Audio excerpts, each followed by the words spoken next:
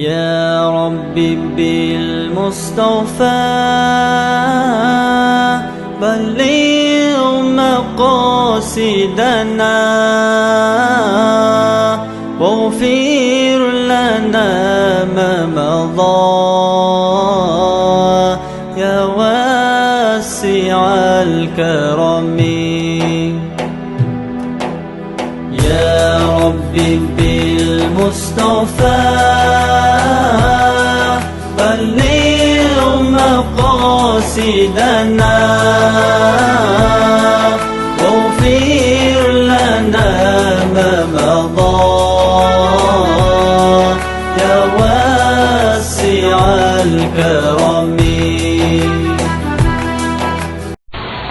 الفاتحة.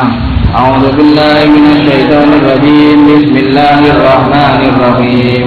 الحمد لله رب العالمين الرحمن الرحيم مالك يوم الدين إياك نعبد وإياك نستعين اهدنا الصراط المستقيم صراط الذين أنعمت عليهم غير المغضوب عليهم ولا الضالين آمين. بسم الله الرحمن الرحيم. سبحانك لا علم لنا إلا ما علمتنا إنك أنت العليم الحكيم. اللهم ارزقنا فهم النبيين وحفظ المرسلين وإلهام الملائكة المقربين. رب اشرح لي صدري ويسر لي أمري واحلل عقدة من لساني يفقهوا قولي. رب اشرح لي صدري ويسر لي أمري واحلل عقدة من لساني يفقهوا قولي. رب اشرح لي صدري ويسر لي أمري واحلل عقدة من لساني يفقهوا قولي. Alhamdulillah rabbil alamin. Assalamualaikum warahmatullahi wabarakatuh. Alhamdulillahi rabbil alamin. Wassalatu wassalamu ala asyrafil anbiya'i wal mursalin Sayyidina wa maulana Muhammadin wa ala alihi wa sahbihi ajmain, amma ba'du. Alhamdulillahi rabbil alamin. Pada hari ini kita semua masih diberikan oleh Allah Subhanahu wa taala bisa menghadiri bersama-sama di dalam majlis yang insyaallah barokah menika nggih.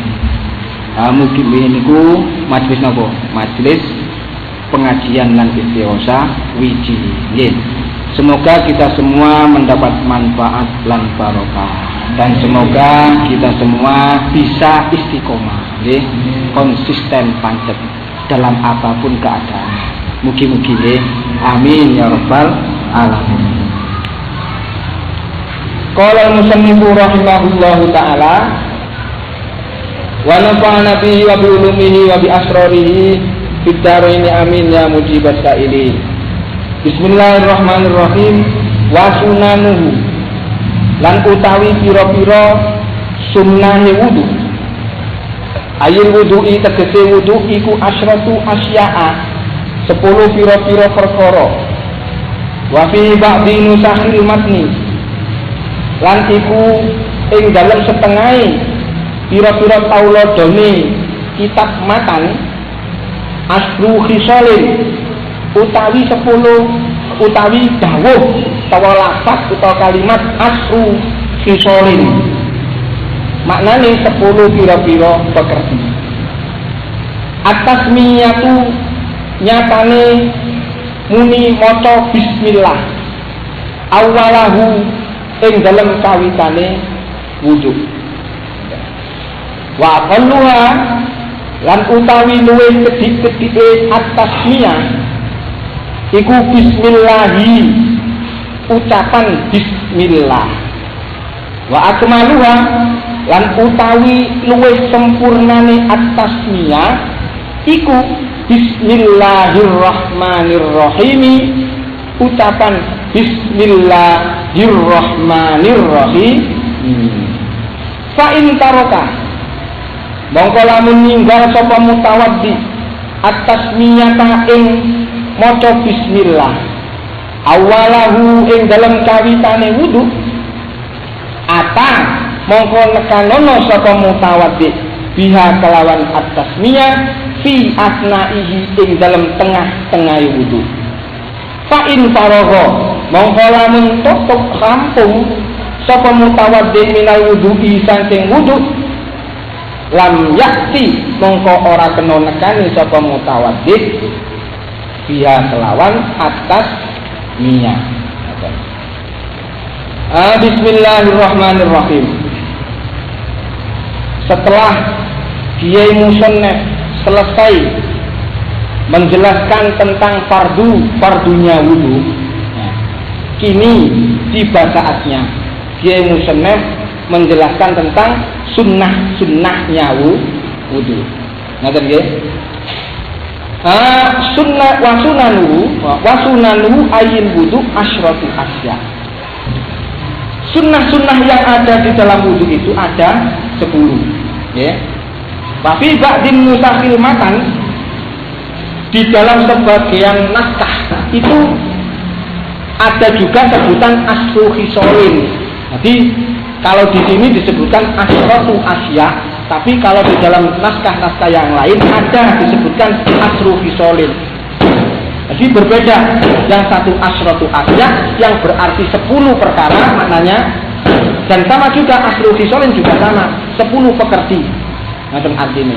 Loh, kok mengapa beda antara matan satu dengan matan yang lain? Naskah satu dengan naskah yang lain mengapa beda? Yang satu disebutkan asratu asya, yang satu disebutkan asru khisolin, gitu nggih? Karena penyusun kitab itu senang mengajarkan kitab ini dengan cara mendikte. Hingga satu sama lain terkadang-kadang terjadi perbedaan. Itu wajar dan itu wajar. Jadi pengarang kitab ini itu senang sekali menjelaskan penjelasannya dengan para santri-santrinya beliau dengan cara mendikte. Sehingga sebagian satu tulisan dengan satu yang lain, naskah yang satu dengan naskah yang lain itu sering terkadang terjadi perbedaan, dan ini wajar, dihitung dianggap wajar. Makanya di satu sisi ada yang mengatakan asratu asya, naskah yang satu, naskah yang lain disebutkan asratu asru khisolin, asru khisolin. Mengenai 10 tadi kan disebutkan sunnah wudu itu ada 10, ya. Sunnah wudu ini ada 10 bihasabi ma dzakarahul musannif, mengikuti apa yang disampaikan oleh penyusun kitab, mengikuti apa yang sebagaimana disebutkan oleh penyusun kitab bahwa sunnah wudu itu ada 10. Tetapi seandainya kita ingin keluar dari apa yang dijelaskan oleh Kiai Musannaf, maka niscaya sebetulnya sunnah wudu itu bukan hanya 10. Jadi kalau mengikuti apa yang disampaikan penyusun kitab memang ada 10. Okay? Tetapi seandainya kita ingin keluar dari apa yang dijelaskan oleh Kiai Musannaf, maka sebetulnya sunnah wudu itu bukan hanya 10, tetapi banyak lebih dari 10. Bahkan ba'dul ulama mengatakan ada yang 50 kesunahan di dalam, ada yang menyebutkan 50 sunnah di dalam wudu. Ya berarti lebih dari 10 ya. Ngoten. Bismillahirrahmanirrahim. Itu hanya sekedar pengenalan mawon nggih. Tak mangkin. Mengenai sunat wudu yang pertama. Mengenai sunat wudu yang pertama ialah napa? Membaca bismillah. Kesunahan wudu sunatnya wudu yang pertama adalah membaca bismillah. Ngaten nggih. Dan sebetulnya disunatkan sebelum membaca bismillah itu ada kesunahan lagi lah. Ini yang dimaksud 50 tadi loh. Sebelum bismillah ada disunahkan juga membaca a'udzubillah. Betul lah. Betul lah betul. Sunnah betul niku. Sunnah. Nggih, ngaten. Bismillahirrahmanirrahim. Qauluhu at-tasmiyah wa yusannu at-ta'awudhu qablaha. Disunatkan membaca ta'awud a'udzubillahi minasyaitonirrajim sebelum membaca bismillah. Bahkan ditambahkan lagi wa ayyazida ba'daha alhamdulillahi alal islami ila akhirih. Setelah membaca a'udzubillah, maka disunatkan membaca alhamdulillahi alal islami wa ni'matihi. Alhamdulillahilladzi ja'alal ma'a tahuran wal islama nuran. Rabbi a'udzubika min hamazatis syayatin wa a'udzubika rabbi ayyahdurun. Ngaten. Di saat membaca bismillah itu jangan keras-keras. Disunatkan pelan-pelan saja. Membaca pelan iki ya termasuk sunnah. Lho, betul toh? Mari akeh maneh. Lho nggih, tambah meneh nggih toh. Jadi di dalam membaca bismillah itu hendaknya dibaca pelan-pelan saja. Ngerti nggih? Membaca bismillah ini disunatkan di saat awalnya wudu. Dibaca di saat awalnya wudu. Awal wudu itu apa? Ya, ketika kapan? Mungkin bayangan kula kang sekali panjenengan iki awal wudu niku pundi? Ayo, mungkin sing duting monggo, sing pundi? Ayo, monggo boten napa-napa. Di mana? Membasuh tangan. Nggih, basuh tangan nggih. Nggih. Awal wudu, nggih. Awal wudu yang dikehendaki di sini, tadi membaca bismillah itu disunatkan ketika awal wudu. Nah, yang dikehendaki awal wudu di sini niku pun kapan? Gini ku, di saat membasuh telapak tangan. Loh kok ngoten? Karena apa? Mengapa? Yang dimaksud dengan awal wudu, yang dimaksud dengan awal wudu niku awal kesunahannya wudu, bukan awal perbuatan wajibnya wudu, bukan, tapi awal sunnahnya wudu. Jadi dalam sisi pekerjaan, sunnat wudu yang pertama ya itu adalah apa? Membasuh telapak tangan. Kalau dalam sisi ucapan sunnat wudu itu apa? Muni bis. Nah, ini yang dikehendaki awal wudu niku pekerjaan sunnatnya wudu yang pertama kali. Ini apa? Membasuh tangan. Nah, bismillah itu diletakkan pada atau ditempatkan di saat sunnah pekerjaan yang disunatkan di dalam wudu yang pertama kali. Saged diterangkan nggih. Berarti yang dikehendaki di sini membaca bismillah itu sunnah. Disunatkan pada saat apa? Di saat awal mula pekerjaan kesunahan, kesunahan di dalam wudu yang berupa pekerjaan. Berupa apa itu? Yaitu membasuh telapak tangan. Lalu ada pertanyaan seandainya Pak Ustadz, kalau misalkan saya itu kalau baca bismillah itu kebiasaan bismillah gitu aja. Boten bismillahirrahmanirrahim, boten. Nah, tapi nak wudu itu saya itu begini Pak Ustaz. Bacanya bismillah itu cuma bismillah gitu aja.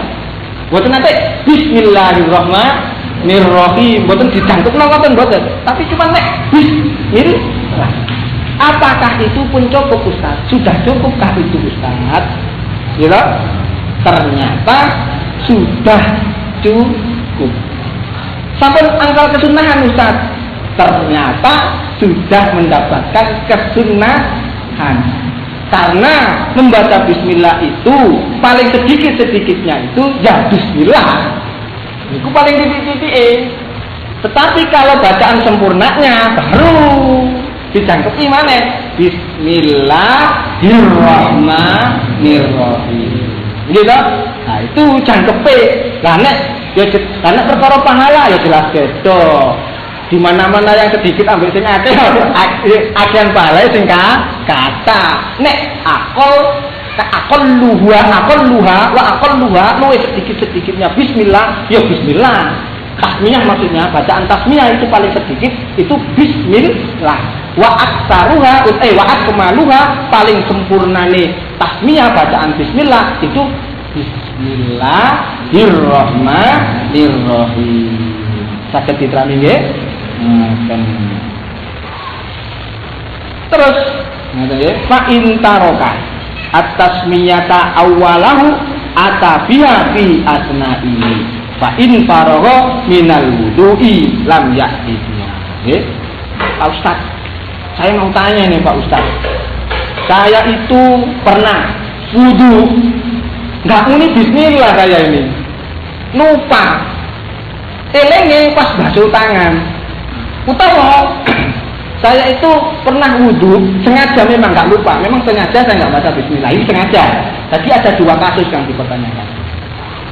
Kasus pertama, dia tidak membaca bismillah, tapi sengaja. Kasus kedua, dia tidak membaca bismillah, tetapi karena memang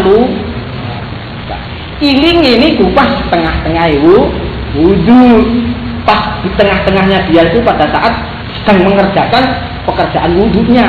Buniku tepak basuh tangan ta, ya pas tepak mengusap sebagian kepala ta. Itu bagaimana ya Ustaz? Kok saya itu lupa? Itu masih bisa nggak dilakukan bismillahnya itu? Ternyata ada yang ternyata ini loh Tenggara ini. Ternyata masih ada kesunahannya. Jadi boleh bismillahnya itu masih karipan titik nggak apa-apa. Masih telat titik wah nopo masih ada kesunahan bacaan bismillah itu. Cuman bacaannya jadi beda. Ya, ditambahi. Jadi misalkan sama itu lupa di awal, maka di tengah-tengah sama baca aja nggak apa-apa, masih ada kesunahan kok. Cuman sama ditambahi.